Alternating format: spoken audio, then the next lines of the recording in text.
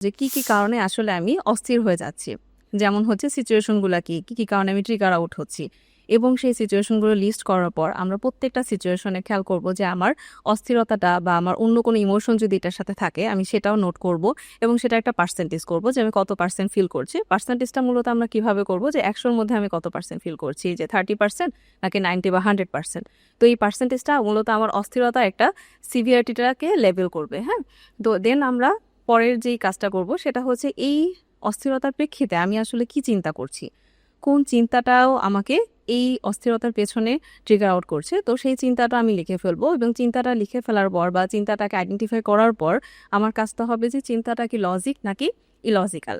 তো আমরা যদি দেখি যে না, আমার অস্থিরতার পেছনে আমার এই চিন্তাটার একটা লজিক আছে, তার মানে কি এটা হচ্ছে একটা প্রবলেম, তাহলে অবশ্যই আমি কি করব, এটাকে সলভ করার চেষ্টা করব। এবং যদি এটা এমন হয় যে এটা ইলজিক্যাল, অর্থাৎ এটা আসলে কোনো যৌক্তিকতা নাই, তো সেই জায়গায় আমরা বিভিন্ন থট স্টপ করার বিভিন্ন টেকনিকগুলো আছে, যেমন আমাদের কগনিটিভ কিছু টেকনিক আছে, সেই টেকনিকগুলো আমরা অ্যাপ্লাই করে সেই চিন্তাগুলোকে কন্ট্রোল করার বা নিয়ন্ত্রণে আনার চেষ্টা করব।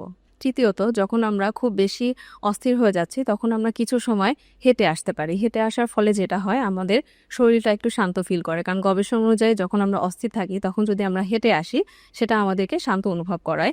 কারণটা হচ্ছে এই হেঁটে আসার ফলে আমাদের কর্টিসল বা স্ট্রেস হরমোনটা কমে যায় এবং এন্ডারফিন নামক একটা হরমোন আছে যেটা বেড়ে যায়, ফলে আমরা শান্ত অনুভব করি এবং পজিটিভ চিন্তাগুলো করতে পারি।